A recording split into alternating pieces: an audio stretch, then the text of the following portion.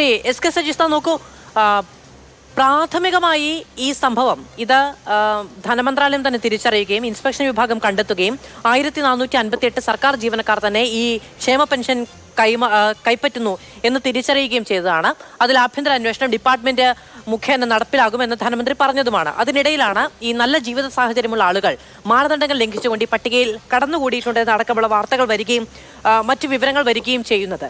ഇതിൽ നോക്കൂ, ഇത് കുറെ വർഷങ്ങളായുള്ള കെടുകാര്യസ്ഥതയുടെ പേരിലാണ് എന്നുള്ളതാണ് പ്രശ്നം. ഇപ്പൊ വിജിലൻസ് അന്വേഷണം നടത്താൻ സർക്കാർ തന്നെ ശുപാർശ ചെയ്യുന്നത് ഇതിൽ അഴിമതി ഉണ്ടായിട്ടുണ്ട് എന്ന തിരിച്ചറിവിൽ നിന്നുകൊണ്ടാണ്. അങ്ങനെ ഒരു അഴിമതി ഉണ്ടായിട്ടുണ്ടെന്ന് ഒരു സർക്കാർ തന്നെ തിരിച്ചറിയുന്നുണ്ടെങ്കിൽ ജനം ആരോട് ചോദിക്കണം?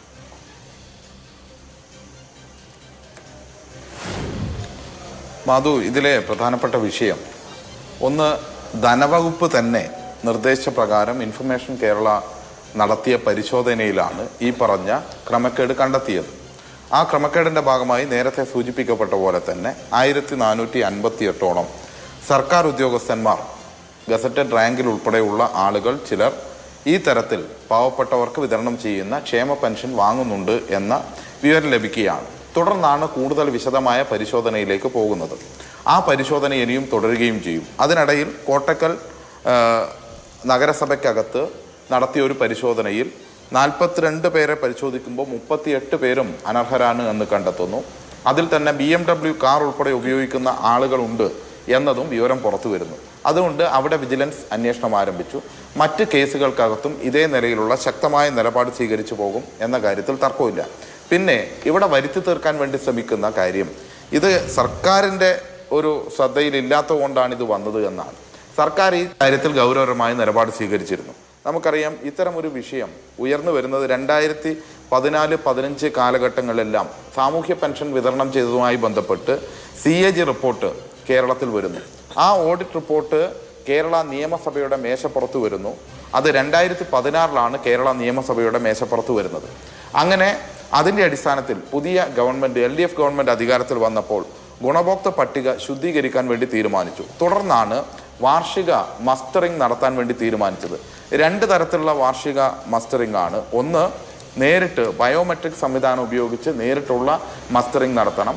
അതുപോലെ തന്നെ രണ്ടാമത്തേതിൽ മസ്റ്ററിംഗ് നടത്തേണ്ടത് കിടപ്പിലായ ആളുകളാണെങ്കിൽ, ശയ്യാവലംബരാണെങ്കിൽ അവർ ലൈഫ് സർട്ടിഫിക്കറ്റ് വഴി മസ്റ്ററിംഗ് നടത്തണം. ഇങ്ങനെ മസ്റ്ററിംഗ് നടത്തിയാണ് മുന്നോട്ട് പോയത്. ഇതിൻ്റെ അടിസ്ഥാനത്തിൽ നമുക്കറിയാം, കേരളത്തിൽ സാമൂഹ്യ പെൻഷൻ വാങ്ങുന്ന ആളുകൾ ഏതാണ്ട് ഇപ്പോൾ ഡാറ്റാബേസിലുള്ളത് 63,67,000 ആളുകളാണ് ഈ പട്ടികയിൽ ഇപ്പോൾ ഉള്ളത്. ഇതിൽ മസ്റ്ററിംഗ് നടത്തിയ 62 ലക്ഷം ആളുകളാണ് നിലനിൽക്കുന്നത്.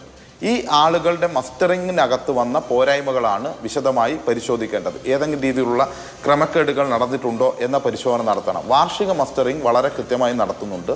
വാർഷിക മസ്റ്ററിങ്ങിൻ്റെ ഭാഗമായി തന്നെയാണ് പെൻഷൻ വിതരണം ചെയ്യുന്നത് എന്നും കാണാൻ വേണ്ടി കഴിയും. മാനദണ്ഡങ്ങൾ LDF സർക്കാർ പുതുക്കിയിട്ടുണ്ട്. കൂടുതൽ ആളുകൾക്ക് പെൻഷൻ ലഭിക്കണം എന്ന് തന്നെയാണ് LDF സർക്കാരിൻ്റെ കാഴ്ചപ്പാട്. അതുകൊണ്ടാണ് ഇവിടെ മാനദണ്ഡം 1 ലക്ഷം രൂപയായി വാർഷിക വരുമാനം 25,000-ൽ നിന്ന് ഉയർത്തുന്ന സാഹചര്യം ഉണ്ടായി. അതുപോലെ തന്നെ മറ്റ് ഓരോ കാര്യങ്ങളിലായാലും തുടർച്ചയായി സ്വീകരിച്ച നിലപാടുകളുടെ അടിസ്ഥാനത്തിലാണ് UDFൻ്റെ കാലത്ത് കേവലം 34,43,413 പേർക്കാണ് 600 രൂപ വെച്ച് പെൻഷൻ ലഭിച്ചിരുന്നെങ്കിൽ LDF അതിൽ തന്നെ 18 മാസക്കാലം കുടിശ്ശികയായിരുന്നു. LDF സർക്കാർ അധികാരത്തിൽ വന്നപ്പോൾ ഈ ക്ഷേമ പെൻഷനുകളെല്ലാം ഏകീകരിച്ചുകൊണ്ട് കൃത്യമായി 63 ലക്ഷത്തോളം പേർക്ക് ആ പെൻഷൻ നൽകുന്ന നിലയിലേക്ക് വന്നു. ഇത് കൃത്യമായി കണക്കുകൾ പരിശോധിച്ചാൽ അറിയാം. UDF ഗവൺമെൻറ് 2011-16 കാലഘട്ടത്തിൽ UDF ഗവൺമെൻറ് പെൻഷൻ ഇനത്തിൽ ആകെ വിതരണം ചെയ്തത് 9,011 കോടി രൂപയായിരുന്നു. എന്നാൽ 2016-21 5 വർഷക്കാലം LDF ഗവൺമെൻറ് വിതരണം ചെയ്തത് 35,154 കോടി രൂപയാണ് പെൻഷൻ ഇനത്തിൽ സാധാരണക്കാരന് വിതരണം ചെയ്തത്. ഞാൻ ഈ വാദം ഒന്ന് പൂർത്തീകരിക്കട്ടെ.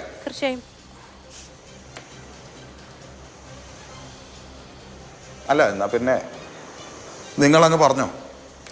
ഒരു വാചകം പൂർത്തീകരിക്കാൻ സമ്മതിക്കുമല്ലോ എന്ന് പറഞ്ഞാൽ നിങ്ങൾ പറഞ്ഞു. അല്ല, അങ്ങ് ഒരു വാചകം പൂർത്തീകരിക്കട്ടെ എന്ന് പറഞ്ഞപ്പോൾ ഞാൻ തീർച്ചയായും എന്ന് പറയുകയാണ്. എന്താണ് അപ്പൊ ചോദ്യത്തിന്? അല്ല, അങ്ങ് ആദ്യഘട്ടം മുതൽ ഇത്രയും അവയുടെ കാര്യമില്ല, എനിക്ക് അങ്ങ് പറയുന്നത് തടസ്സപ്പെടുത്തണമെന്നോ എന്നൊന്നും ഇപ്പൊ തന്നെ അസ്വസ്ഥന ഒരു ചർച്ചയിൽ അരമണിക്കൂർ ഒരു ചർച്ചക്കകത്ത് സംസാരിക്കുന്നയാൾ സ്വാഭാവികമായും ശ്രീ എസ് കെ സതീഷിന് പകരം ശ്രീ ജ്യോതികുമാർ ചാമക്കാല ആയിരുന്നെങ്കിലും അങ്ങനെ തന്നെ സംഭവിക്കുള്ളൂ. ഇപ്പൊ തന്നെ അങ്ങ് 7:53 സംസാരിച്ചു തുടങ്ങി. 58 5 മിനിറ്റിന് ശേഷമാണ് ഞാൻ ഇടപെടുന്നത്. അത്ര അങ്ങ് ആദ്യമായി ടെലിവിഷൻ ചർച്ചകളിൽ ഇരിക്കുന്ന ഒരാളല്ല. ഞാൻ പറയട്ടെ, അത് എന്തിനാണ് ഈ തർക്കിക്കുന്നത്? അല്ല, ഒരു കാര്യം, ചില കാര്യങ്ങൾ വ്യക്തമാക്കാൻ എന്താണ് ഈ പാനലിന്റെ പ്രത്യേകത? നിങ്ങൾ വിവിധ രീതിയിൽ സർക്കാരിനെതിരായി കൂടി ഈ വിഷയത്തെ തിരിക്കാൻ സർക്കാർ എടുത്ത ഒരു നിലപാടിലൂടെ സർക്കാർ ശക്തമായി മുന്നോട്ട് പോകാൻ ആഗ്രഹിക്കുന്ന തെറ്റായ നിലയിൽ ആരെങ്കിലും ഈ പെൻഷനകത്ത് കടന്നുകൂടിയിട്ടുണ്ടെങ്കിൽ അവരെ കടന്നുപിടിക്കാൻ സ്വീകരിച്ച നിലപാട് സ്വീകരിക്കുന്നതിനെ മറ്റൊരു രീതിയിൽ വ്യാഖ്യാനിക്കാൻ വേണ്ടി വിവിധ തലങ്ങളിൽ സർക്കാരിനെ ആക്രമിക്കാൻ വേണ്ടി കഴിയുന്ന ആളുകളെ അണിനിരത്തിക്കൊണ്ട് ഒരു പാനൽ രൂപീകരിക്കുക. അതിൽ ഞാൻ തന്നെ അത്ഭുതപ്പെടുന്ന 5 പേരുള്ള പാനൽ, 4 പേരും എങ്ങനെ സംസാരിക്കുമെന്ന് എനിക്ക് നന്നായിട്ടറിയാം. അങ്ങനെ വരുന്ന ഒരു പാനലിനകത്ത് നിശബ്ദമായി അരമണിക്കൂർ ഇരുന്ന് കേൾക്കുക. എല്ലാ വേർഷനിലും തെറ്റായ കാര്യങ്ങൾ പലരും അവതരിപ്പിക്കുന്നു, ശരിയായ കാര്യങ്ങളും ഉണ്ടാകും. ആ തെറ്റായതും ശരിയായതും ഞങ്ങൾക്ക് ക്ലാരിറ്റി വരുത്തേണ്ടതുമായ കാര്യങ്ങൾ ക്ലാരിറ്റി വരുത്തുമ്പോൾ ഇടതുപക്ഷ ജനാധിപത്യ മുന്നണിയുടെ കാലവും UDFന്റെ കാലവും ജനങ്ങൾ അറിഞ്ഞിരിക്കണം. എന്താണ് കാഴ്ചപ്പാട് എന്നുള്ളത് ജനങ്ങൾ അറിഞ്ഞിരിക്കണം. ആ കാഴ്ചപ്പാടനുസരിച്ചാണ് മുന്നോട്ട് പോകുന്നതും ജനങ്ങൾ അറിഞ്ഞിരിക്കണം. UDFന്റെ 5 വർഷക്കാലത്തേക്കാൾ ഏതാണ്ട് 26,143 കോടി രൂപയാണ് ഒന്നാം പിണറായി സർക്കാരിൻ്റെ കാലത്ത് മാത്രം പാവപ്പെട്ടവർക്ക്, സാധാരണക്കാരന് ക്ഷേമ പെൻഷൻ നൽകിയത്. ഈ ഗവൺമെൻറ് ഇതുവരെയുള്ള കാലയളവിൽ മാത്രം 33,000 കോടി രൂപ പെൻഷൻ നൽകിയിട്ടുണ്ട്. ഒരു മാസം 900 കോടി രൂപയിലധികം ഗവൺമെൻറ് പെൻഷന് വേണ്ടി ചെലവഴിക്കുന്നുണ്ട്.